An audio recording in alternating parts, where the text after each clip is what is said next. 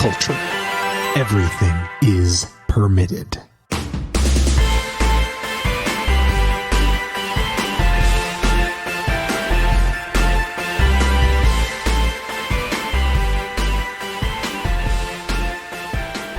Welcome to episode 59 of Everything is Permitted here in the Zoomscape. I am your captain and host during this trip down through the game of life. I could have worded that better, but here we are anyway. Julian Brown, alongside my co-host, the man of steel, Matt Reppert, and the master of puns, Brittany Tomes. How we doing? We come in pieces. Adult assembly may be required. What? That was like a board game pun. Instead of we come in peace, we come in pieces. Adult assembly may be required. Oh boy. Oh my. That's all I got. I don't know how to respond to that. You're welcome. Matt, for once, is at a loss for words. Jesus. Score 1 point to Brittany. It's been a long weekend. Score 1 for Brittany. I like it. All right, guys, we have a fun show planned for you this week. We are, you've been asking this, Brittany, and I know Barrish is kind of always, he's going to be guesting on our show, has always been kind of nagging me, hey, you want me to come on the show and talk about board games? So here we are. It's our board game episode. We're going to be talking about some of our favorite board games. I'm excited about that. And then, as I just mentioned, my very good friend and former TSD podcast co-host, Brian Barrish, is going to be joining us in just a little bit to give us some of his favorites as well. Also, since this episode will be releasing on Cinco de Mayo, we thought we would talk about some good films to watch on that day. Now, disclaimer, the list we're going to be talking about is not our list. It is an IMDB list that I'm assuming is some kind of algorithm that they came up with and put into a computer system, and that's the movies that they did. So we're gonna maybe be making fun of more than praising this list. Yeah, we're definitely making fun of this list. Just looking at it, it's bad, some of them. Is Machete on the list? I think it is, right? I know that the Desperado trilogy is on there. So Desperado, El Mariachi, Desperado, and Once Upon a Time in Mexico. Thank you, Matt. Desperate for films. What did you just say? I said I guess they were desperate for films. Shame. Yeah. That was no good. So yeah, we'll be doing that on the show this week, and then some announcements. We thought that we would give everyone a cool free preview of what our Patreon members get for helping support the show. So we'll be doing a free bonus episode later in the month with our friends with Geeks with Kids. We're going to talk about Call of Duty Warzone. So that'll be me, Eric, Hawk, Steve. I think we're all going to kind of talk about our experiences playing the game so far. That'll be a free episode, but you'll have to download and sign up for a Patreon account. It'll be free to listen to, though. You don't have to support it. If you like what you hear, how can people do that? Well, people can head to our Patreon, which we usually have a link in our Facebook page or wherever you listen to us. And then you can sign up to be a $2 a month patron, or a $5 a month patron. And then you have access to all of our cool bonus pods and figuring out what you want in the episodes and lots of little cool doodads. Yeah, doodads. Yeah, but we do like that EIP, VIP, the EAP Veeps, that EAP tier. Veeps. EAP Veeps. Our $5 kids. But feel free to join for the $2 tier as well. Every little bit helps. You also get free stickers. Yes, you do get free stickers. Good point, Brittany. Stickers are good. And then also, Bargain Bin is coming back this month, so anybody at any level I can't wait. There's the Matt groan. Anybody who joins up at any level at our Patreon gets 24-hour early access to the Bargain Bin segment. And I believe our dear friend and patron and producer Nikki Veazey is doing is picking our Bargain Bin movie this month, and I think it's Jeff Goldblum in what? What's the name of the movie? Earth Girls. Earth Girls Are Easy. There it is. So I don't have much. Of the experience I have, I don't know. Are they that easy? I mean, it was the 80s Haven't and dated the anyone from Mars 70s, yet. and I don't know. There was a lot of drugs, and that's not necessarily a good thing. I'm actually wondering if this movie is where Jeff Goldblum became such a goddamn weirdo. I think he came out of the womb that way. Yeah, I was like, dude, I think he was born If he was even born. Yeah, he might be a cryptid. But I remember like watching The Fly and was never like, oh man, this Jeff Goldblum guy is really weird. Maybe they he's wrote enough into born his with it. character to let him Maybe he's expand. Goldblumeline. Maybe he actually Shame was a yourself, father. Julian. Okay, fine. Shame. We just don't like that Shame. Disney show with him in it. Hold on. You don't like the Disney show with him in it. That It show was is stressful, dude. I was awesome. like sweating. it's the best thing to ever hit. He's so weird. The ice cream episode was like one of the most Ice cream was really weird. because like the tattoo episode was like a little better, but the ice cream episode was literally him like just going like, ah, yes, but the ice cream was and it's like, what is he talking about?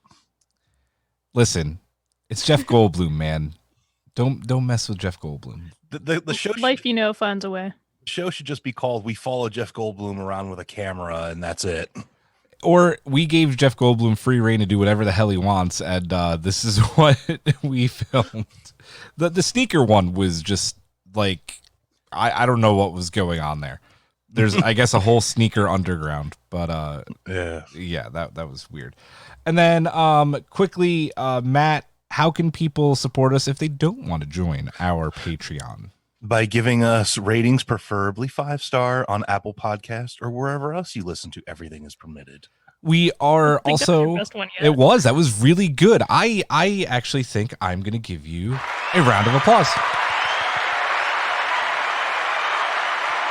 So you got none of you listening know this, but when Julian writes out the notes, he never writes out how we can do like he writes out Brittany stuff, but never mine. So I'm always like fumbling in the dark. I just got I don't called have out mine and I anymore. have to defend. I wrote it out for the first like 2 episodes so she'd get a feel for it, and now I let her ad-lib it. And then you have the easiest job of just saying, give us a 5-star review. I could write a script for you if you want. How dare? Yeah, I know, but you always used to bust my balls for not getting it right. You never wrote it out. Yeah, Speaking but of a script, that's the fun I of the forgot show. to do the patron plug. Shameless plug to our patrons: Billy Peets, Heather Reppert, Kira Conkling, Rob Migliaccio, Michael Cox, Nikki Veazey, Matt Moore, Gabriel Wimbush, and Rob Carter. Woo woo, thank you guys. Matt, it wouldn't be fun if you didn't jumble it every now and then. I'm aware of that. I know. All right, guys, let's get into some rants and raves. Who's got something? Brittany, hit it. Rave. Okay, so there's going to be an article published on our little fancy website, everythingispermitted.com. But I watched season 2 or book 2 of Infinity Train, and I really loved it, and I ranted about it in my article, so you can check that out. That But I loved it. should It was so be wholesome. up as you're listening. So after you're done listening to the podcast, you can go read Brittany's article.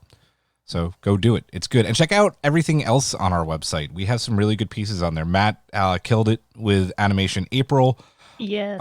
We have my take on playing Call of Duty Warzone, which is kind of my new obsession.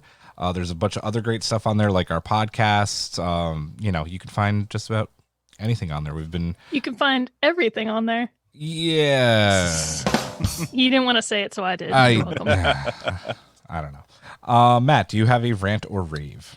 So I don't know if I can quantify this as a rant or a rave, but since this whole quarantine, social distancing, whatever you'd like to call it, stuff has been going on, I was like, all right, I need to go the route of like discovering how I can get my hands on cheap TV shows and movies and such to watch. And I've been finding like various sites that sell movie codes. And oh my God, my movie collection has like ballooned over the last month and a half. Like I went from like, oh yeah, I have a nice little digital movie collection to, I think this is kind of a problem now because like I can actually see where it started. I can see in my collection where Julian got me cats. Thanks for that, Julian. He's And reached then, a like- Disney level of ownership. Yeah, and then like everything after that is like just movies that I bought on the cheap for like less than $5 a pop, if that. Sometimes like for like $2.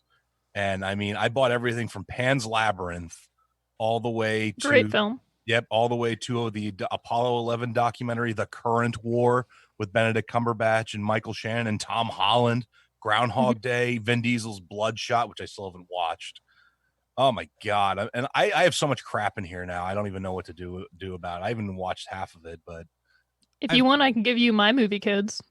Just go through all my DVDs and just be like, "Here's a Voodoo. Here's this." I'm just saying. I haven't used them. Why haven't you? Then I will. I'm gonna get a whole stack, and then next time we can meet in person. Boo. Oh damn! We're going to meet in person. We're going to trade some DVDs. I was asking why not just redeem them yourself because you have your own account. I don't know. That's very Matt's got a valid question.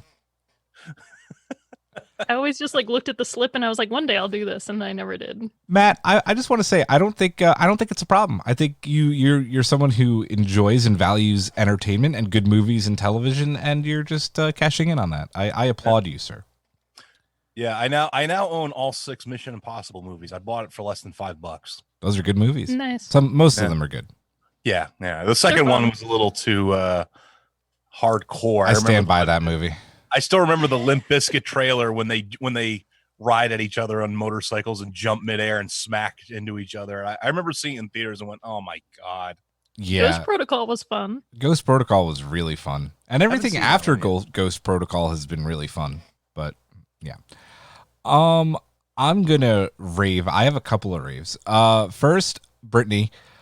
You gave Karen your Amazon Prime account to show Cecily some Studio Ghibli films, and immediately she got hooked, like 100% hooked. So we just decided to buy all 6. It was like the 6-film bundle for $100 on iTunes. I was like, ching, done.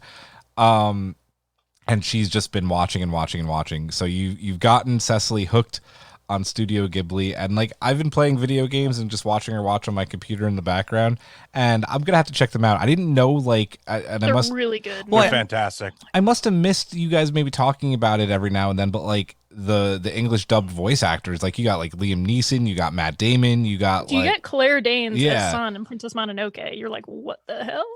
It's crazy. It's great. Although I've watched them more in Japanese than the English ones, so sometimes when I do, like, I noticed I bought them all in like the English version so you could show them to Cecily, and then I was watching it again and I was like, oh man, I forgot this person does the voice in English. Yeah. And then my other rave is that it is Baby Yoda week in the household. All my Baby Yoda merch finally got here, so I'm gonna do, I mean, you guys listening can't see, but I'm gonna show these guys do some show and tell. So this little guy came, the bobblehead. The bobble. He's so cute. And I don't know if I like it being a bobblehead, honestly, though. Yeah. I like that it's a bobblehead. He's cute. And then this is the best right here. There he is. Oh yes. Yeah. And then wait. Show me the baby. That is the child. Yeah. I got the sound effects and everything. Jesus. And then the best part, ready, wait for it.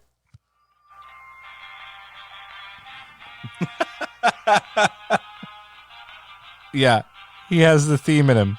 So baby, and he is really soft. Like I got a toothless one, and it's like really stuffed, and it's like kind of hard, and you can't really snuggle him, but like snuggle fever here with Baby Yoda. Julian's like, this is my toy now. I snuggle him. Oh, I mean, yeah, this is. I was about to say, like, does Cecily try and take it? Julian's like, no. I would like Cecily to has see Ghibli now. She doesn't need the anything child. else. So for real though, I owe my soul to Hayao Miyazaki. So I love to bring people into his world whenever I can. Yeah, there isn't a bad Studio Ghibli movie. There really isn't. I'll have to watch them at some point.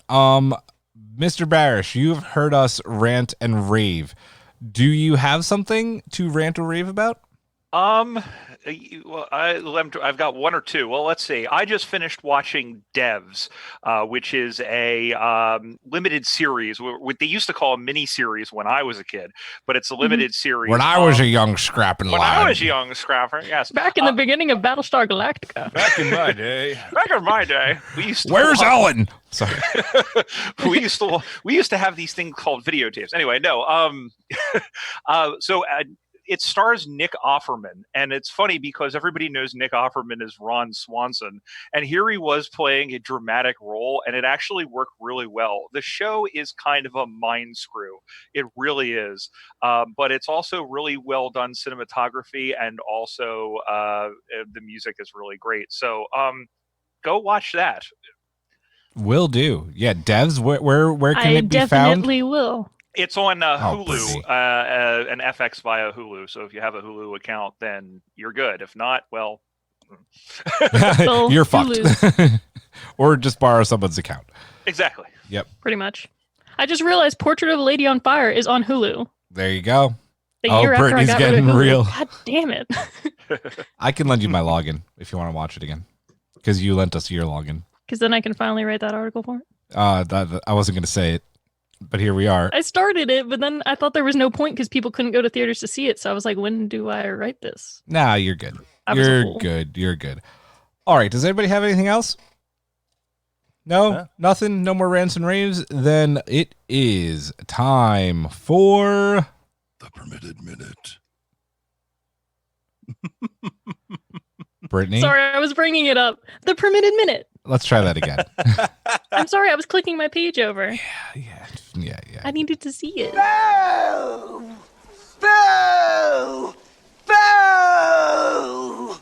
I'm not even going to edit out your fumble because I want the satisfaction of having the boo in the episode. So This is the downside to having a computer and we're not together.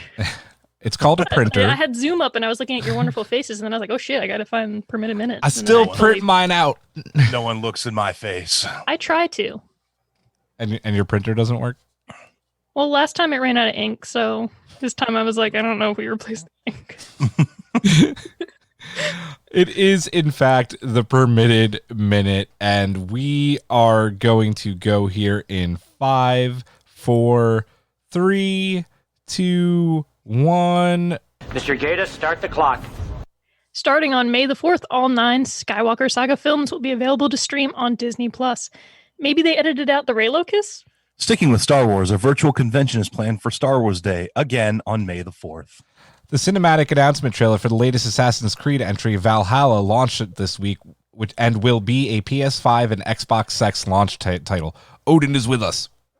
Also, a disgruntled developer over at Naughty Dog tried to ruin everyone's fun this past week, leaking the plot and script for The Last of Us 2. Shame on you, dude. In the midst of uncertainty surrounding the movie theaters, AMC has decided to take their ball and go home, threatening to not show any Universal Pictures films when cinemas reopen due to the commercial success of Trolls being available on demand. Sebastian Stan gave Marvel fans a sweet morale of info, saying in an interview that Falcon and the Winter Soldier will have the tone and feel of Captain America Winter Soldier.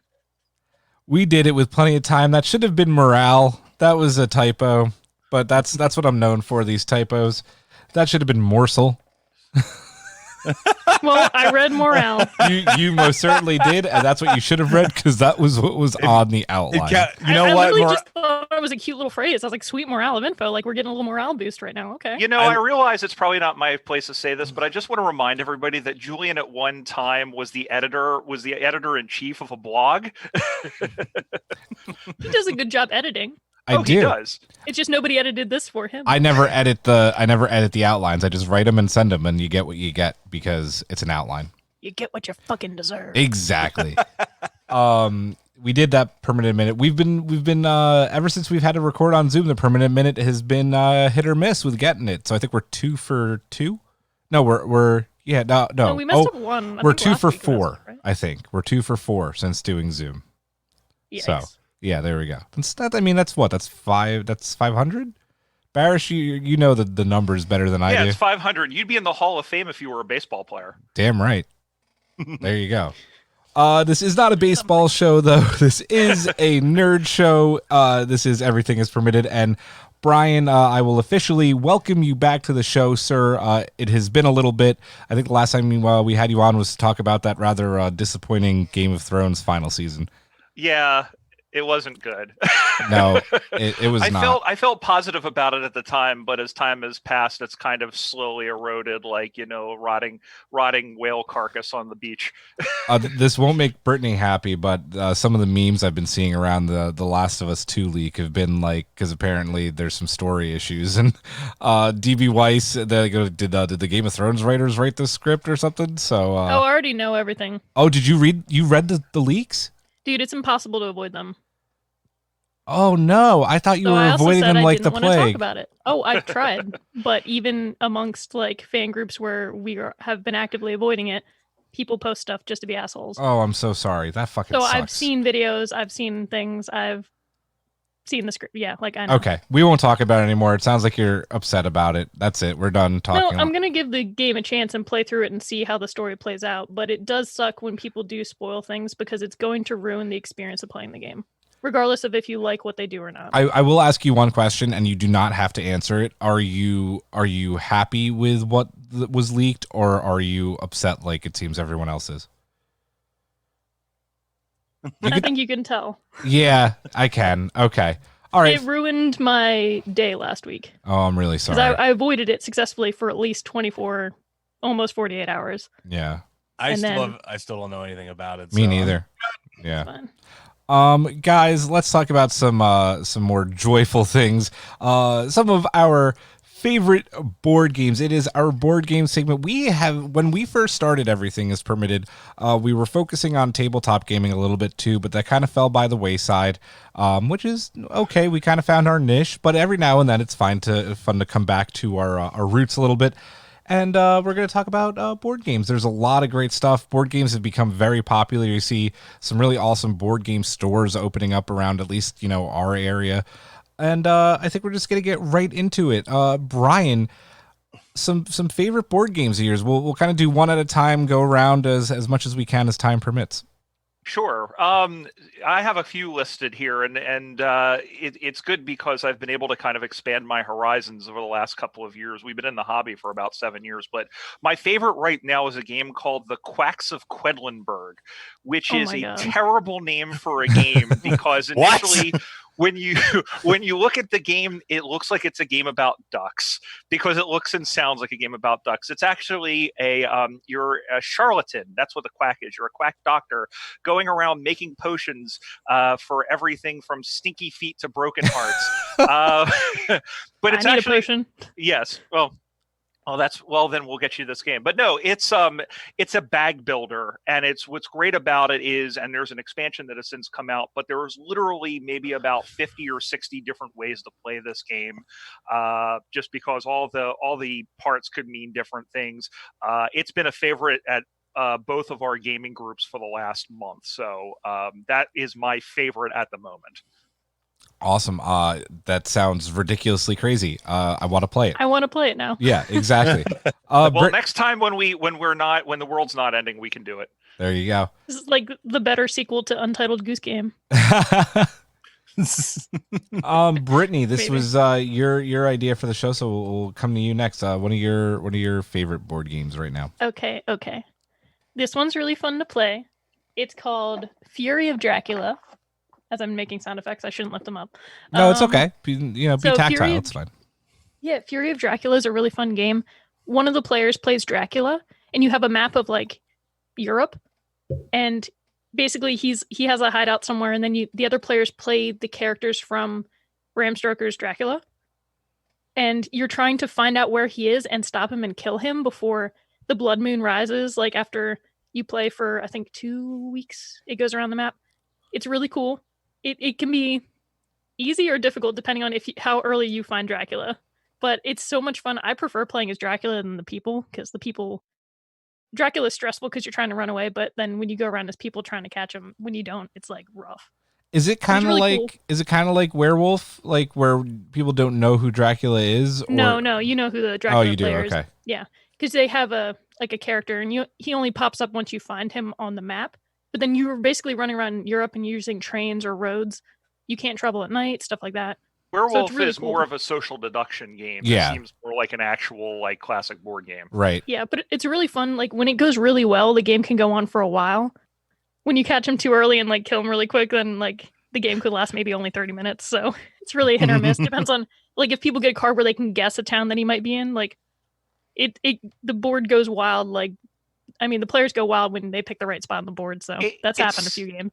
It sounds like a more thematic version of Scotland Yard.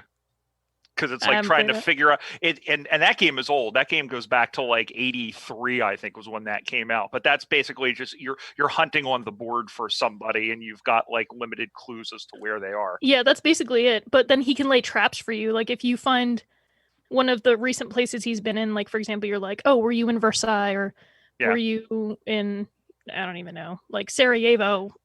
I don't know. They'll flip over a card, but if they have a lair there, then they'll be like, okay, well now you're attacked by a vampire spawn I left there, or now fog surrounds the town and you can't leave for 2 days. So then Dracula can get away. It's really awesome. Yeah, I highly suggest it. I think it's for 4 to 5 players. Nice. Yeah, 4 main characters and then 5th is Dracula. So it's really awesome. Matt, before I get to you, Brian, you mentioned Scotland Yard, and it made me think of a game I used to play with my cousin Gabi and her husband Tom. It was a game called London Cabbie, and it was really long because basically I don't know how to explain it. It's not even close to Ticket to Ride, but like you would be a black London cab, and you would be trying to go pick up passengers, and along the way there's like roadblock cards, and like you'd have to go like find alternate rooms. Like the game could last for hours and hours. It made me think of that's not on my list, but Scotland Yard made me think of London Cabbie. I just looked it up, not to interrupt, but I just looked it up. Yeah, it does look like it's a very map driven game, similar to Scotland Yard. There is a game called Letters to Whitechapel, which is again similar, but you're chasing down Jack the Ripper. Oh damn, that sounds awesome. Yeah. I want to play that. Matt, how about you? What's a favorite board game right now? So a favorite board game now, I love board games, but I don't have as much time to play them, unfortunately, but I still love board games. But one that I played as a kid, and it's actually out of print, but there is a site that kind of made a revamped, updated version of it, is Fireball Island. Ooh. So Fireball Island takes place on, obviously, an island. There's this big demon-looking head on the top of the board, and essentially the whole thing is like a 3D, so it's actually a raised-up little like island thing. And I believe it's 4 players. Yes, 4 players. And you're trying to get this giant ruby that's at the top of the island and then get down to the docks and escape with it. And there's obviously all these cards that you can play. And there's basically marbles that you put through the demon head that you use to knock other players all the way back to the beginning. There were cards where literally if you had the ruby and somebody like passes you or gets to your character, they can steal the ruby unless you have one of those cards that you give them a fake and you get to keep the ruby. I can't tell you how many times I got upset playing that game with my mother and brother when I was a kid, because like I would be like, I caught you, I got the ruby, and they'd be like, nope, here's a fake card. And I'd be like, what? And I'd be all upset because I was like, I love it. But yeah, it's a fun, like the updated version is like $75 to get it. And I said, the original is like out of print, but I would love to get my hands on either one of them. Yeah. And it's such a fun game. And I haven't played it yet. I've heard really good things about it. They're actually, it is a different game in a sense. They're just reading about it. There are significant changes in gameplay, so it's more strategic and less luck driven. Yeah. Yeah, I'm looking at the site for the updated one. Like the head now rotates around the island and stuff like that, so you can like shoot different fireballs all over the island and stuff like that. It looks like they did some really good updates with it. Yeah, I remember when it came out a couple of years ago at PAX Unplugged, they had, I mean, it was one of the more popular things there. There is a lot of nostalgia for that game, believe it or not, but I think a lot of it was because of the components. Yeah, definitely. I think everyone, if you're familiar with me or you've been to my house or know my board game tastes, I already know what you're gonna say. You do. That game is Ticket to Ride. Yeah. Come on. Yeah, Ticket to Ride. Listen, so I'm a train nerd. I love trains. My dad used to take me to the park to just go watch, because the park was right behind the LIRR track, so he would just take me to go watch the trains that I used to call trains Vavas, and I don't know why, but here we are. So Ticket to Ride, Barrish, I think you turned me on to the game. You told me to buy it. Yeah. Here's what I like about Ticket to Ride. The original version came out in 2004 and 2005, and the reason it has such a long longevity is because every year or so they come out with a new map or a new just game, basically, with all new components and whatnot. But there are, I think, 20 official maps now, and every game plays differently. I'll give you an example. So the original Ticket to Ride, you generally want to save up. You'll generally play it a little bit differently. You'll generally want to be more strategic, more careful with where you place your routes. Whereas Ticket to Ride Pennsylvania, which, by the way, it's great that there's a game that just for our home state, adds a stock element where it forces you to maybe play the game quicker, because it'll pay off more in the end. The latest one that just came out in December, which is Japan and Italy, and I haven't played the Italy side yet, but the Japan side has now become one of my top 3 because it introduces bullet trains, and there's like a cooperative mechanic in it as well. Oh, cool. Yeah, you keep telling me about Japan. I really want to pick up the map. Part of the reason I love this game so much, and Brian, I have to talk about Pennsylvania again. Like you said, it's awesome that we have a map for our home state. The Pennsylvania Railroad is so historic, and I love the stock element of it. I wasn't sure about it at first, but I thought it was really cool. But one of the things that I absolutely love about Ticket to Ride is that we don't play it so much at our game nights anymore, because the games can get really long. But it has kind of become the after dinner game of choice when I go to my parents for Thanksgiving and Christmas. And we play both the standard and we play the Europe match, which, even though Europe's, I think, one of like the first ones to come out after the base edition, it still holds up. Like, I really like the Europe edition. Yeah, Europe was the first of the different maps, so to speak, and it introduced different elements like the ferries and the tunnels that have been used in other games. Yeah, like the UK map. Like the UK map, which is my friend Eric refers to it as Ticket to Ride Mad Scientist Edition. Oh, absolutely. We tried it for the first time a couple of weeks ago during quarantine, and it's crazy. I luckily got that, like, the long route. You were at the Southampton. Yeah. But then the last thing I'll say before we come back to you, Brian, is that the one version of this game that we do play at our game nights, because it's quick, is Ticket to Ride New York, which is taxi cabs instead of trains, and it's cutthroat. It's very quick, and you can play a lot of games.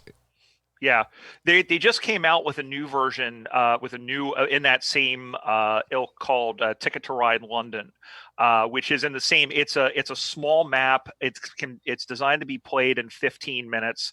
I didn't get a chance to play that, but those who have played it said it is similar enough to New York to where it is kind of interchangeable. The smaller games of Ticket to Ride, they're a lot more cutthroat. I worry that that'll become the norm, that hopefully that they don't, that, the small game itself, I think, is a novelty. And I think once you've done one game, there's no reason to recreate it ad nauseum. Yeah. And we're back to you. Another game on your list. So I'm a big sports guy, as we've all kind of figured out. No. And the problem with sports games is that, a lot of the more popular sports games are full-on simulations. My dad played APBA growing up. There's Stratomatic, Deadball, which I just bought, is among them. But there's very few that kind of scratch the gamer itch that is more accessible. There is one, and it's one of my favorites. It's called Baseball Highlights 2045, and I actually have down here, if I can grab it, for the three of you, if nothing else. I stumbled upon this giant, obscene box with all of the expansions and whatnot. It's a deck builder. It's nice. In the same lines of, Ascension, or even something like Magic the Gathering, in a sense. Mm-hmm. But it's baseball, and it takes place in 2045, and there's robots and cyborgs. But what's great is that the game is basically a series of mini games. A game of baseball itself is 5 minutes, and then you have like a card buying round in between. I've done tournaments with 4 people. And it takes maybe about an hour and 15, an hour and a half minutes to play a full-on 4-person tournament. And I'm hoping that once things return to normal, that I can gather something a little bit better so we can do like a 16 or 20 team. But it is baseball, and you don't have to be like a full. All you have to know is how the hits work. That's it. It's very accessible. Nice. That's Very pretty cool. I've never even heard of that. That box was awesome. I'm not gonna lie, when you first said it was like baseball 2045, I thought you were gonna pull out an almanac like from Back to the Future. And I was just like, here we go. Go. You thought of that, and I thought of Ben Sisko's obsession with baseball in DS9. So we wrong. both went nerd there, hardcore. I love it. Next Blade Runner sequel. Yeah, right. Baseball 2040. Back to you, Britt. So another game that is really fun in our house is Dominion. I don't know if you guys know about it. Heard of it. Oh, I know that one. Yeah, it's another deck builder. Yeah, it's kind of deck builder, but it's cool because you have like different supplies and resources and like people that you use to kind of like build up and then defeat other people's decks. It's pretty quick. It's not very hard to play, but I like it a lot, and I think it has expansions or different editions. I haven't gotten future expansions or editions, but every time we played it, it's been fun. I'm sorry, but there's a pretty, I think there's about a dozen or so expansions to it, and it does change the game. But what's great about it is you can literally mix up those I mean, you could just pick one from each expansion. Even from what comes just in the box, depending on the edition you have, like there's only so many different types of cards you put in the game when you're playing. Then the next round, you can basically switch things out and be like, okay, well, we'll take this, which is the same cost, like 3 or 4. Yeah. And we'll switch it out for a different card. So then you have different abilities per card that you put down. It allows you to like build faster than other people. I think it's really cool. It's kind of fun. It's not super hard to play, so it's good to play with people that maybe haven't played board games that much, or are a little more new to deck building games. But I think it's pretty cool. Yeah, and it's all like medieval. I was going to say the best part about it is that all the instructions are on the cards itself. There's nothing that you need to know about the game. There's nothing to memorize about the game mechanics. Everything is right there on the card. Mm-hmm. I prefer Ascension to Dominion, which is the same idea. The difference is that, with Ascension, you're only limited to maybe about 10 or 12 different types of cards in a game. Whereas with Ascension, you have, a setup deck, but all the cards do different things. But but Dominion's a good, solid game. Yeah. It's just a good one for like a few, I think 4 or 5 people again. Yeah. And then it's just a good starter game, I think. I'm not gonna lie. Every time somebody says the words deck building, I'm just thinking Yu-Gi-Oh! Like it's time to duel. It's like not like that though. I know. But yeah, I know what you mean. Matt, back to you. So I love this freaking board game. It's an oldie, but I love it. I pretty much will buy it. Like I own the actual board game, and I buy it whenever it's on any kind of video game system.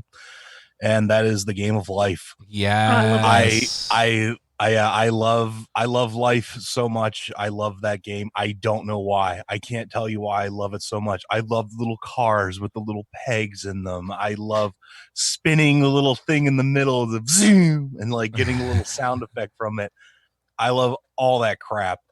As I said, I cannot explain my love of the Game of Life. I've said to Heather, I'm like, we should take the Game of Life over to Julian's house for game night. If you did, like, I would play it 100%. Dude, I love Life. Yeah, and that's why I'm just like, and Heather has kind of shot me down. She's like, well, he already has like a bunch of games. Let's not do that. And I'm like, all right, fine. No, Wait, next what's time the you come profession over, you always chose? Did you choose police? I choose anything really. I choose entertainer all the time. Of course like you that do. Goes without saying. Ever since I was a Of course you child. do, because you are. It's Brittany, bitch. All I do is entertain. So, do you actually know the story behind the spinner? Why there's a spinner and not dice? No. So the original game was actually made by Milton Bradley. Like the original design of the game was in 1860, and obviously it's been modified over the years. And the original game was on a checkerboard. But the reason why is there was somebody involved, and I'm not 100% sure. I'm just kind of scrolling here, but there was somebody who said that the dice was associated with gambling, and they didn't want it to be. I think it was a church. A religious person. Was this back in the 50s? I think it was even before that. I think this may have even been. Right? Yeah, I think this is probably like still in the Victorian times, and they didn't want dice. It was a children's game, but they didn't want, because dice was associated with gambling, so they put a spinner on it as well, so that it would be more game-like. And they had carriages, and you had to keep your people like 6 feet apart because they're Mormon or Puritan or something. I don't know. Same difference. Because of COVID-19, right? Yeah, sure.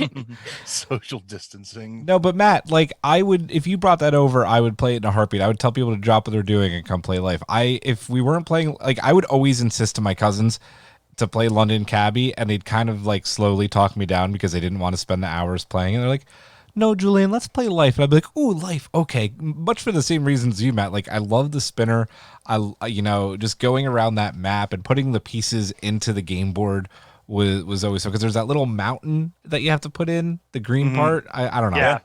I just love the illusion that you can achieve like a nice life, and ever since I was a kid, I was like, wow, my life's gonna be so great when I'm older. I'm gonna grow up and marry a nice pink peg of my own, and I'm gonna want to have 4 kids. Have little peg babies. Yeah. Looking back now, it makes a lot of sense. Like I would play with the pegs in like cars afterwards, and I would always put 2 pink pegs together and like drive around. Of course you do. I'm like just remembering this now, and I'm just like, oh shit. The game of life revealed Brittany's true self. Yep. And I'd just be like, I'm just playing. Totally straight here, nothing's wrong. Nothing to see here. No. Oh man. Oh, good times. So another one of my favorites is, and I always feel like I have to put a disclaimer before this game because it could be, I guess, taken kind of controversially, but that's Secret Hitler. Yes. This is coming from a Jew. It's okay. It is an amazing game. It ends up getting played at every single one of our game nights. It is absolutely fantastic. The whole point is that everybody's dealt cards to be either a fascist or a liberal, and then one of those secret cards is the Hitler card, and someone is Hitler. And the whole point is to either pass the liberal agenda or pass the fascist agenda. Of course, being a fascist, you have a little bit more. I don't know how to explain it. You have a little bit more, like you can kill people. More of an edge. Yeah. You can kill people and stuff. And then what's great about it is that no one knows, except I think the fellow fascists, who Hitler is. I might even be wrong. No, I think Hitler knows the fascists. Yes, but Hitler knows the don't know who fascists. Hitler is. That's right. Yeah. And then you have to figure out who Hitler is, and it's just a really good game. It's fantastic. Thanks to you, Julian, it's become a staple in my household. I didn't include it here because I knew you were going to talk about it, but it's the what is it? The social deduction. The social deduction genre, as Alex Trebek says, genre is has become very popular over the years. And you mentioned Werewolf. That's one. There's a couple of other. Sheriff of Nottingham is another one. Coup is kind of one. Yeah. Coup is fun too. Coup is like strategy and deduction. Yeah, and I think, because there was that little bit of an edgy, because it's like fascists and Hitler. There is an expansion if you don't like, if you would, the theme kind of bothers you, called Secret Trump. So there was. I would rather play Secret Hitler. Yeah, I would too. What does that say about our world? We all know the secret Trumps. They're never secret. Yeah. Is there really such a thing? But that's neither here nor there. Anyway. If they wanted to make a funny expansion, I would play Secret Stalin. Yeah. Or Secret Putin. I'm actually picturing whoever's Secret Trump is sitting at a table and like veins bulging out of their neck because they're trying not to talk, and just be like, ugh. And then they bust their out hats on backwards, and they're like, "It's just a Phillies cap, I swear." And then they just bust out like, Fifi. "This game is so huge." Oh Lord. Lord. Oh, Jesus. But Secret Hitler is an absolute blast. Let's try and make it around one more time. Barrish, you have another game on your list? Yeah, well, I have several. We'll try and go around this round a little bit quicker this time because I want to get to talking about what we're playing in quarantine as well. Yeah. So Coliseum is probably what was my first game when we very first started going to our friendly local board game store out in Westchester, and I remember thinking, this is a silly looking game. What the heck's going on? You're basically an entrepreneur in Rome, and you're putting on shows with chariots and singers and shrubbery and all that other stuff. Yeah, no, not another shrubbery. With a herring. A shrubbery. Yeah, no, seriously, it's it's the only game I will trade you a horse for a shrubbery. Like literally, that is a line that's been said. We want a shrubbery. A what? Very good game, and it's rare in that normally it's like a cumulative score, but in this game it's whoever has the best round over the course of the 5 rounds wins. It's one of my first and has remained one of my favorites, and they just brought it back. It was a Days of Wonder game, and it just got kickstarted, and now it's back with a new version, but I like the old version better because I think it's better looking. Anyway. Nice. Very cool. Brittany. Okay. I'm going to pick Game of Thrones Oathbreaker because it's much in the vein of Secret Hitler, where you basically have, I guess, whoever's sitting on the Iron Throne, somebody plays as that character. Then you have people that support you and people that are conspirators. It's basically split half and half. You have tokens that go around the board based on if the conspirators are winning or like the loyalists to the king or queen are winning. You have the hand of the king or queen that goes around the board. So each person's turn, they then become the hand. And you try to find out who supports you or not when you're playing as the queen, or you try to like help the queen or king succeed or not based on events that happen, which are battles that happen in Game of Thrones. So they'll have like a ship battle in the ocean and a different event card over here that maybe it's like an event that happens in a town. And then the players will put their support tokens on which one they want to win, but there's resources that come from it. And then there's also bad things that come from it. Like if this event wins, then the conspirators move up this many points. And the whole game, you're trying to find out, is this person supporting me? Are they pretending to support me just so they get resources? Because everybody has like kind of a secret agenda. So even if like, say the queen wins and you didn't want her to, like you can still win your personal agenda and be like, okay, well, I moved up in power. I gained these resources. Or, I don't know, it's really interesting because everybody has different powers depending on what Game of Thrones character you're playing. So it's really funny if you are like Ned Stark and you don't support the king or queen. It's like, I love it. Because he's like a super loyal person. So that's great. But yeah, you get dealt conspirator cards or loyal cards, and then the queen or king can like challenge, and they can give you things like a test like you would in Secret Hitler, to try and pass, a law. Yeah. To be like, okay, are you supporting me or not? It's really fun. It's kind of like a slightly less stressful version, I think, of Secret Hitler.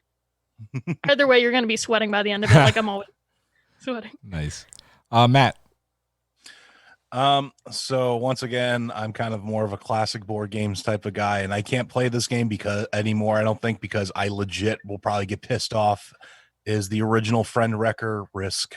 Ooh, yeah. Good old Risk. Yep. Risk, that the game where it's like you think you have an ally, where you're like, oh, I'm gonna move my armies to go attack so and so, and I'll leave like the jump point to the African continent defended by one army, and hey, wait a minute, why do you have 5 in Brazil or whatever like that? And then here comes the attack, and like, you son of a bitch, like that stuff. That game has probably ended like more familiar relationships than anything else in the world, because Risk is such a classic game. And I know most people's strategy is, I need to take Australia and just bunker there until everybody else is worn out and then attack. I love this concept. Like, how's Bob doing? Well, he once invaded Spain. We don't talk anymore. I'm sure I'm not the only person in this room who's a fan of Eddie Izzard, and all I can think of when I think of Risk is build up the purples and then take over the world. Yes. I'm gonna say very quickly. I know it's not. They're not technically board games, but I feel like I would be remiss not to mention the Oatmeal and their fantastic party games. 2 games. Yeah. Exploding Kittens, which is always played at our game nights and now at my parents', and You've Got Crabs. You've Got Crabs is a little bit more new. It's a very much a party game. There is kind of it's not a board, but it's putting down cards, and you have to like come up with a tell with your teammate to try and get 4 of a pair of these crabs. It's a really fun game. I love the Oatmeal, and I love their party games that they've been putting out. Yeah. So the Oatmeal. I like those too. Yeah. They're always like quick and fun. That's the thing. They're quick, Yeah. And they're like weird. Yeah. All right, guys, let's quickly go around and pick something that we have been playing during quarantine, during this time staying at home. One of the things that we've been doing, as I mentioned, I'm in 2 game groups, and one of our groups, they happen to have like a camera rig set up, and we've been playing games via Zoom, basically games that there's no hidden information. Nefertiti was one that was on my list, but we didn't get to. Like, you don't need anything. It's not like you're holding cards in front of you. The other board game group has introduced me to a site called Board Game Arena, which is a free site. You can pay for a membership if you want. It's like $25 for a year. It's actually a really good deal. And we've been playing a lot of Seven Wonders, Sushi Go, and King Domino, among other games. But that's something that's really good. The interfaces and everything work really well. There hasn't been too much of a lag. There are times because they have been swamped because everybody is playing games on there, that it will be a little bit slower. So I would say anytime, like at night, like after 7 o'clock would be a good time to do it. But it's really fun, and in addition to playing games with people all over the world, you can do what we do and basically just do over Zoom, where you can kind of like trash talk and then or at least discuss what you're going to play.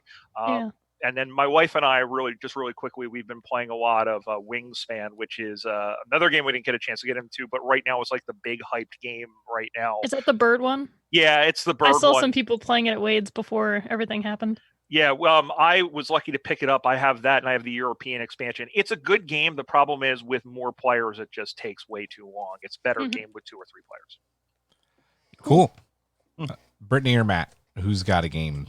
I got a game. Do it. Okay, so apart from Jumanji and then Warhammer game that I talked about before, my family is currently playing the Lord of the Rings Journeys in Middle-earth game. It's a huge game. It's really awesome because it's the events after The Hobbit but before the Lord of the Rings. And I play it with my brother and my sister-in-law. And it has a really cool like phone app that goes along with it. And depending on like what you do or what encounters you have, it keeps track of what's happening in the game. My brother's able to read dialogue and like narrate kind of like a DM as we go. And it's really cool how seamless like the app works with the whole set. And they have tile pieces that change like depending on what you're doing and what map. So then he's like, oh, give me like 365, B or like 308B, whatever. And we flip it over and then we go through caverns. There's lots of cool stuff. You get to fight orcs. It's great. So I think it fills the void for anybody who's missing like Lord of the Rings content and still wants, like, you can play as Aragorn or Legolas because they still exist in that time period. But then there's a lot of cool new characters you can also play. And I'm really excited that they have an expansion too, and then you get to play as Gandalf. So we're going to get that next. Oh, cool. That's awesome. Very nice. Matt, have you been playing any games during this stay-at-home time?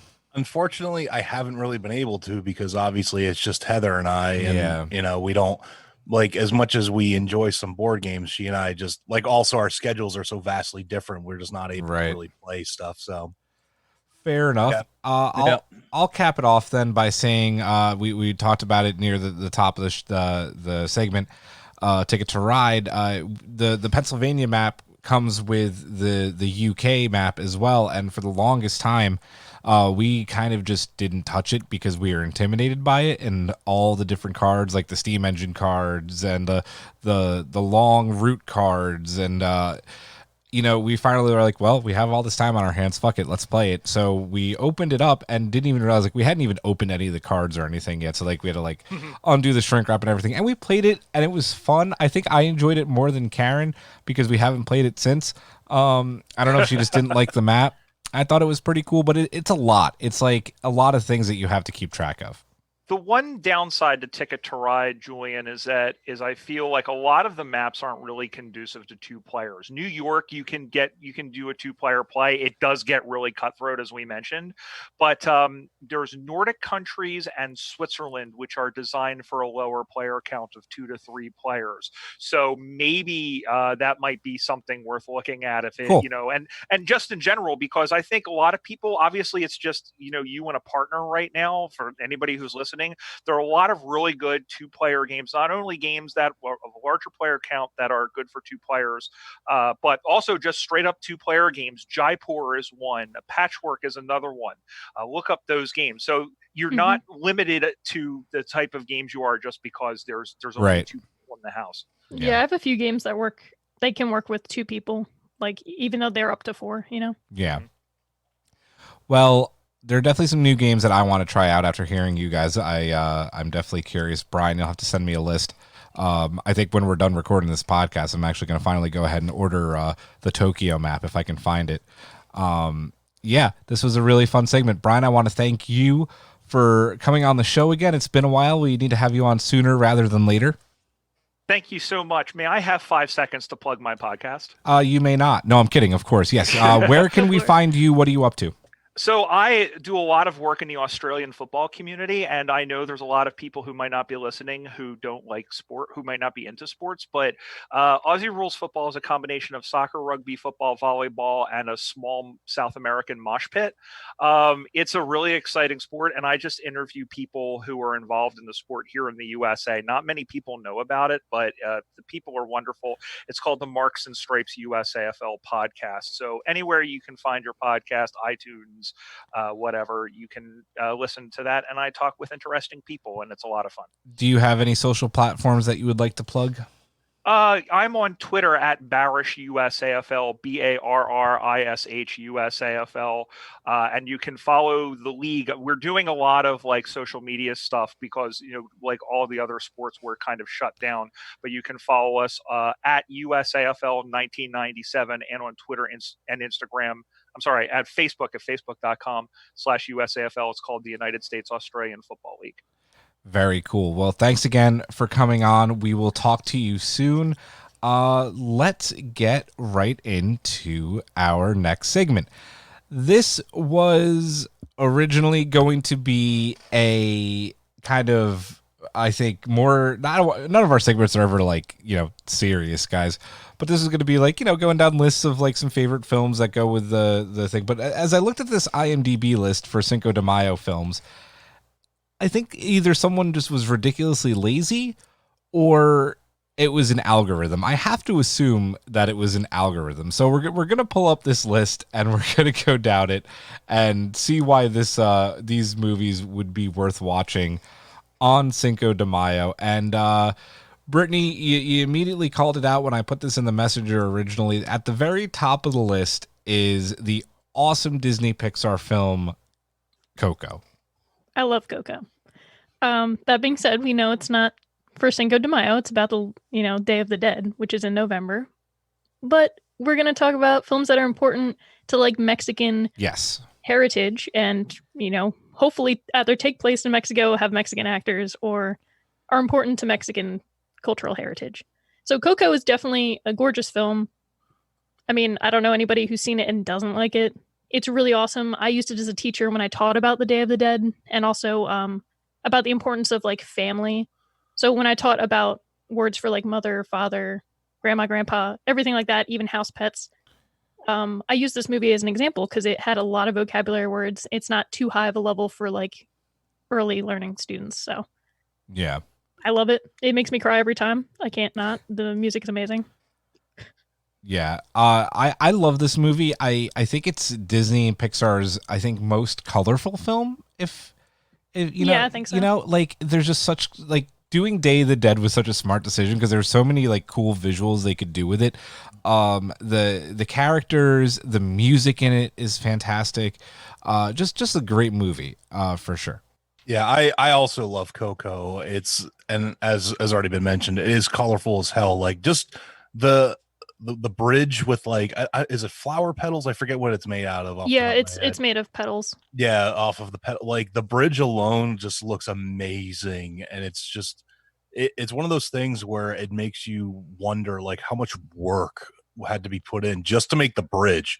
Not even the characters, not even like anything else, but just the bridge going to, the land of the dead and all that. But yeah, I love Coco to death. Yeah, it's just, I if there's a movie on this list that I would watch, and if I have the time to watch on Cinco de Mayo, like this is a movie I would watch it. I'd probably watch it in November on the actual Day of the Dead again, which is, I'm going to screw it up in Spanish, Brittany, so why don't you do it for me? What? Dia de los Muertos? Yes, there it is. Thank you. Okay. I was worried at first. I'm like, what am I saying? Yep. All right. Moving on to number 2 on this list, we have and I believe this is going from Disney Pixar to, this is DreamWorks animation? Yeah, I think it's DreamWorks, and they did this before Coco. I remember when they first announced Coco for Disney, I thought they were copying this film. Yeah. And I was pretty worried. It says it's 20th Century Fox Animation. Okay. And the movie is The Book of Life. Has anyone seen this? I love this movie, first of all. I've seen it. I saw it when I was in college, and I don't even think I had to watch it for like a Spanish class or anything. Like I just saw it because I loved it. But the music is really good. The voice acting's great. It's probably the only role I like Channing Tatum in. But it's really cute, and it's about like, I think his dad was forcing him to be a bullfighter, but he really wants to be a mariachi player. If I'm remembering it right. It's been a few years. But he and his best friend growing up both have a crush on the same girl that they're friends with. So they're kind of like competing for her affection, and he plays her a song. The music from it is really great also. So I'd say both this and Coco are really good, like kids movies with great music and really good morals. This one teaches a lot about like Day of the Dead itself, whereas Coco focuses on why it's important to remember loved ones that have passed away. Yeah. So I'm just looking at this cast list for the Book of Life. You have Diego Luna from Rogue One. Yeah. That's where I knew him from. Yeah. I saw this first, and then every movie since then, I'm like, wow, I love this guy. You have Zoe Saldana, who obviously Gamora. She's Latina. Yeah, she's amazing. Like you mentioned, Channing Tatum, Ron Perlman, Christina Applegate, Ice Cube, our boy Danny Trejo, Machete. Machete, don't text. God, I love him. Danny Trejo is awesome. Quick plug, if you listen to our show and also like cooking and cooking competitions, check out Everything is Delicious, because on the most recent episode of Top Chef, Danny Trejo was a guest judge, and the chefs had to use machetes to cut, and that was the only knife they were allowed to use. Oh my god. Oh my god. It was awesome. There's one chef, Brian Voltaggio. He's like a fine dining chef, and he was doing fine knife cuts with this machete, and it was just the most glorious thing to watch. And all the chefs were like, "Wow, you're doing it." I will say about this list though, Julian, it was made by somebody, because I'm looking at the top. It's, if you look underneath the title, it's by, and there's like a username on there. So did like someone like Garby is the name. I'm wondering if IMDb users can make lists and then they're available. I think it might be a user. All which right. would make a lot more sense. That makes a lot more sense. To be fair, they also said at the top they're films set in Mexico. Yes. So that might be also why they make some of the choices they do. Yeah, that makes sense for sure. Let's move on to, we're going to talk about these all at once because it is technically a trilogy of films. That is El Mariachi from 1992, Desperado from 1995, and Once Upon a Time in Mexico in 2003, all starring Antonio Banderas as El Mariachi, who was a former musician. I saw El Mariachi a very, very long time ago, as same with Desperado. And because I liked those films, I went to see Once Upon a Time in Mexico in theaters, and it was god awful. It was rough. Yeah.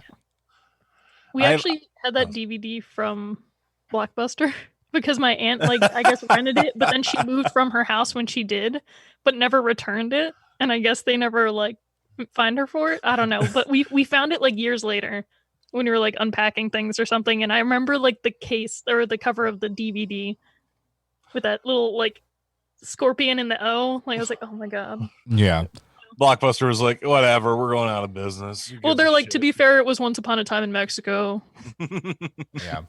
Having said that, Desperado, I think, is a great film. All three of these directed by the great Robert Rodriguez, who's, just a fantastic director. I don't think they ever needed to make Once Upon a Time in Mexico, and then put Johnny Depp in it as well. Dude. He was so weird in this. Like, Johnny Depp's already weird, and like this character was just like, I don't even know how to explain him. As a child, it was a very weird movie to me. So Yeah. I'm just gonna agree. Yeah. Have you guys seen Desperado or El Mariachi? Yeah, when I was younger. Yeah. I've seen like the whole trilogy. Yeah. I know I've seen Desperado, El Mariachi. I'm not sure about, and Once Upon a Time in Mexico. I'm pretty certain I haven't seen. Yeah.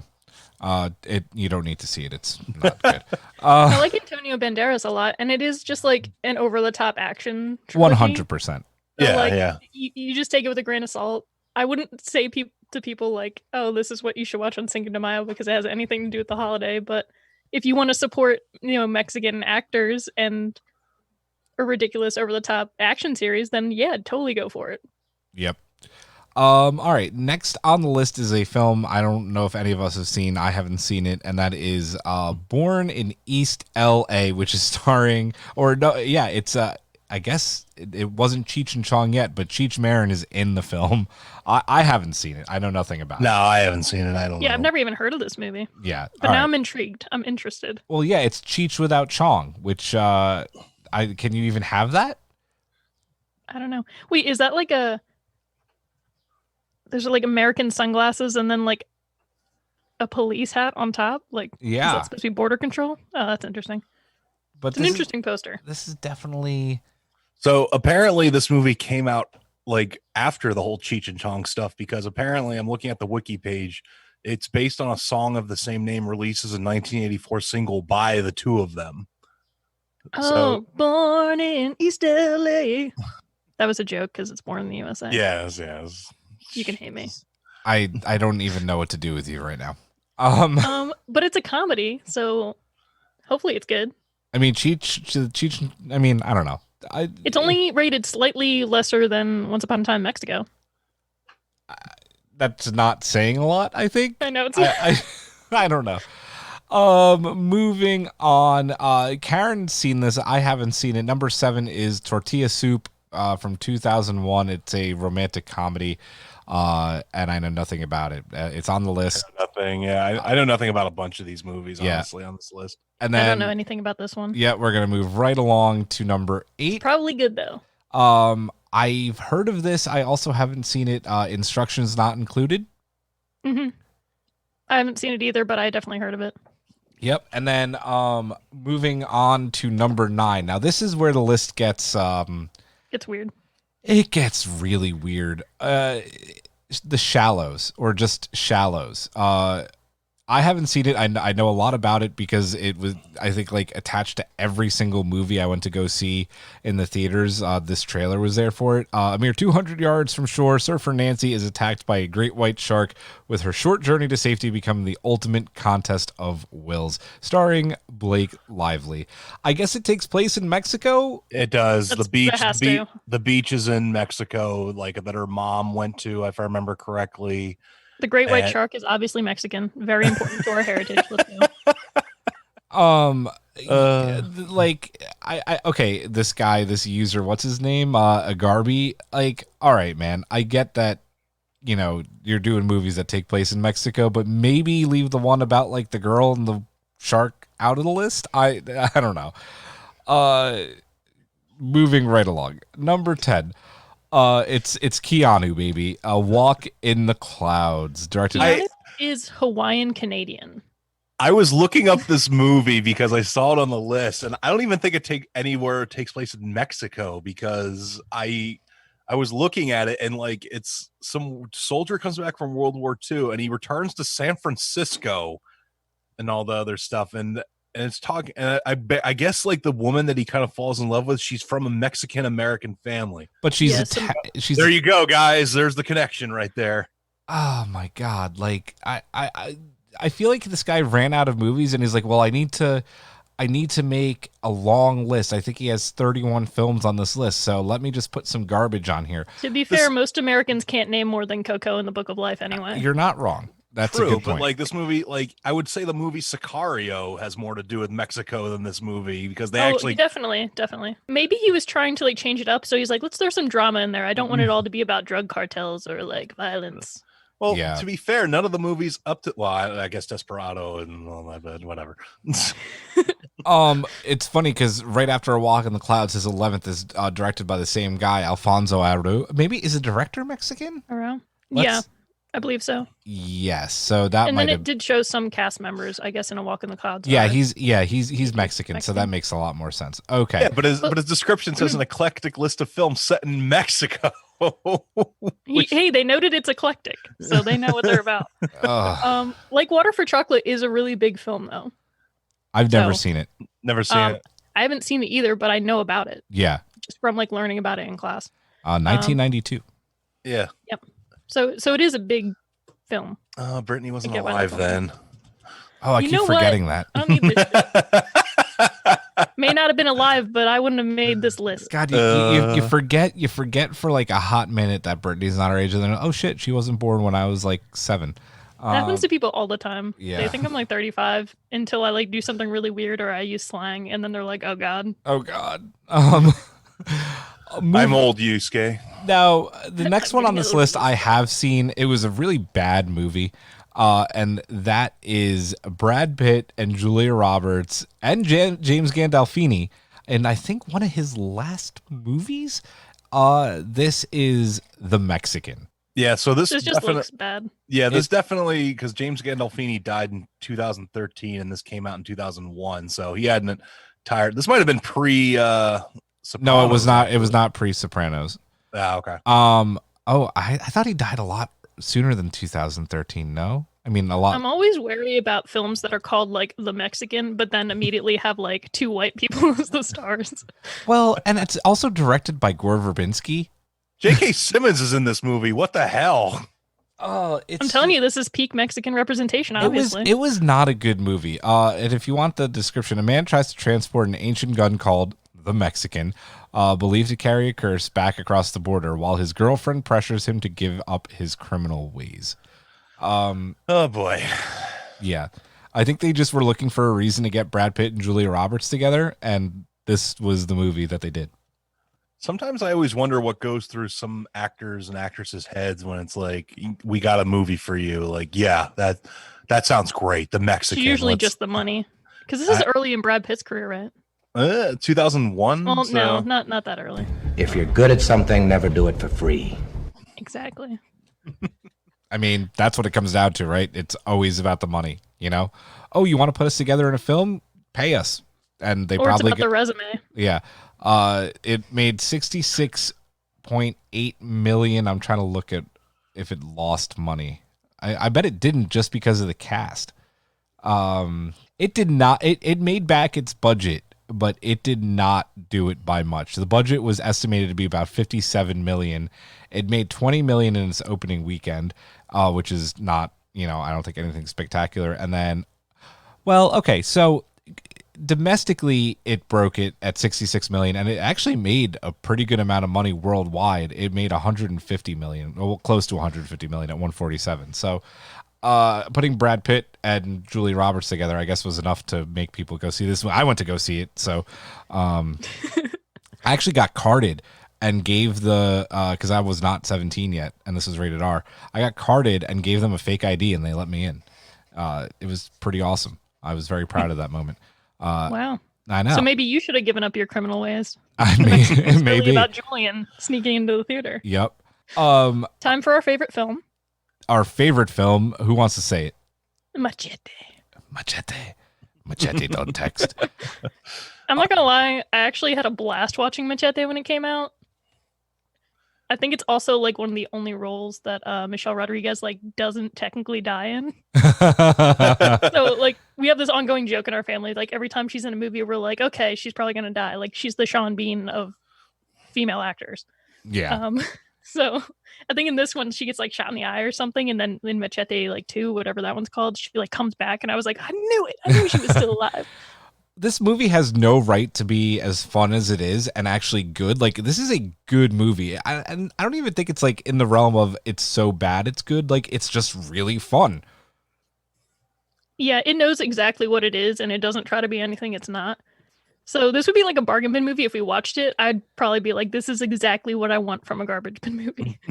Yeah, I mean, I would pay full price for Machete. I think I did pay full price for There you go. Machete. Steven Seagal is in this movie. Robert De Niro is in this movie. Jessica Alba, Michelle Rodriguez, like you mentioned, obviously starring Danny Trejo. Oh my God, this movie is so much fun. And just that line that came out of it that we always say is a machete, don't text. I love this movie. And, Incredible. Yeah. I've never seen it. Oh man. All the movies that you own and you've never seen Machete. Well, I'm sorry. You know what? I got a lot of movies. All right, You've got a big backlog. We're gonna wrap up. We're gonna skip a couple on this list because I think they're a little bit, I don't know. Like, You mean the Heartbreak Kid? No, I like The Mask of Zorro. I'm gonna. Well, there you go, Matt. That's our segue. Yeah. We're gonna wrap up with both The Mask and Legend of Zorro. Yeah, I actually, because I've seen both of the Zorro movies in theaters when they came out. So, except I don't know if I saw Legend. Actually, no, I did. I saw it. I think before I deployed to Iraq. But yeah, I saw Mask of Zorro with my mom, and I saw Legend, I think, with my mom as well. And they were fun updates to the whole Zorro mythos and everything. It's a pretty good cast. Antonio Banderas, Anthony Hopkins, Catherine Zeta-Jones. They were fun. They were fun movies. I mean, I'm not saying they're great by any stretch of the imagination, but the first Zorro I actually really enjoyed. Go ahead, Staples of Brittany. my childhood. No, I was just agreeing. I loved the Zorro movies when I was a kid. I agree. Staples of my childhood. The music to The Mask of Zorro is fantastic. The chemistry between Antonio Banderas and Catherine Zeta-Jones is like hot. Like, it's just like, okay, like take off your clothes and like do the deed. Wow. To be fair, you can put like Antonio Banderas next to like a fridge and he's gonna have chemistry. I'm just saying, like, this is coming from a gay woman. Like, that man, he just kills it. It was just so much fun. Like, those two together are just fantastic. You got Tony Amendola in this movie too, and then obviously Anthony Hopkins as the original Zorro, which interesting casting choice, but whatever. A little whitewashing there, but It's Anthony Hopkins. So exactly. I'm not going to complain too much. He gets away with it. The sword play, Banderas as Zorro is believable. It's so much fun. Yeah, it's like believable and fantastical at the same time. Yes, like, exactly. It's great. And if you didn't have a Zorro costume growing up around this time period, you're lying. So, just gonna say, Halloween, we definitely had at least one Zorro costume in our like costume box. Yeah, it was so much fun. Yeah. Can I point out, like, this list has like an insane connection on it that I've been looking at the entire time we've been talking about it. Like, it's the movie on this list, The Three Amigos. The guy who played the villain is Alfonso Arau, who directed like Water for Chocolate, A Walk in the Clouds. Oh, that he also was the voice in Coco. That's really funny. And that's the representation we wanted. Exactly. But I'm happy to end on The Mask of Zorro because it's a fantastic film. The sequel was not as great, but it was still fun. It has Rufus Sewell in the sequel, though, and yes. I love me some Rufus Sewell. Yes, 100%. And I mentioned the score earlier. I know why it's good, because it was James Horner, who is a legend. I love that man. James Horner did the Avatar score. He did the score for a couple of the TOS Star Trek films, and obviously this. So, and Braveheart, if I'm not mistaken. So, Can I just add that the bottom of this list actually gets more serious, but like it does. I don't know like why Selena, they put like Amores Frida? Perros. It does. does. Selena and Frida. I don't get why they're like down here. No, they should be way up. Mexican heritage should be up at the top, and then you get Goofy at the bottom. I completely agree with you. Even Babel and Traffic like deserve to be higher on this list. Oh, and one that we didn't. Babel. I love Babel. You don't like Babel? I just don't think it's like it literally like takes place in Morocco. No. So I just want to say it's like not. No, that's a good point. I like it's an Iñárritu. Yeah, That's his name. Iñárritu film. So yeah. like I like him as a director. So, but if we're supporting him as a director, for sure it's up there. But like, I don't remember it having. Yeah. Maybe there was like one Mexican actor in it. I don't remember it being anything related to Mexico. Also, Selena is really low on this list, and that is a great that's rude film. as fuck. Yeah. So interesting list, interesting order. I think some of these are definitely worth your time to watch on Cinco de Mayo, and some of them absolutely deserve no place on this list.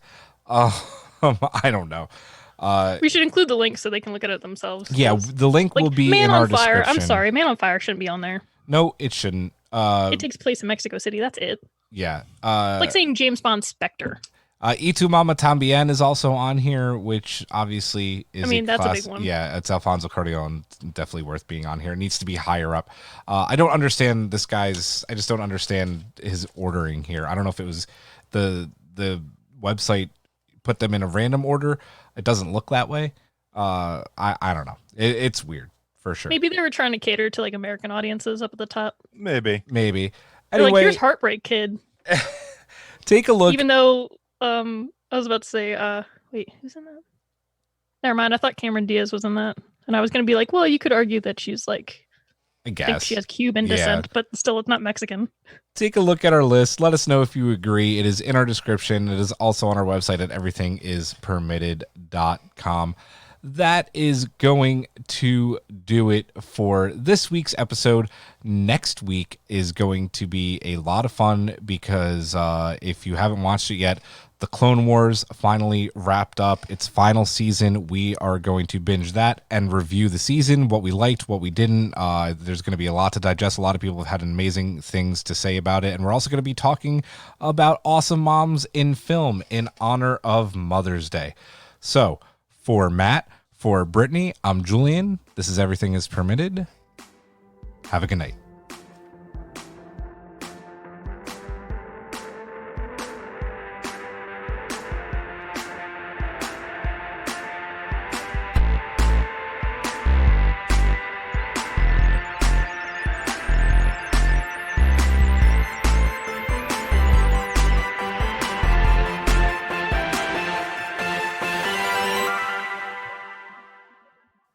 You can find Everything is Permitted on Apple Podcasts, Spotify, Google Podcasts, and YouTube.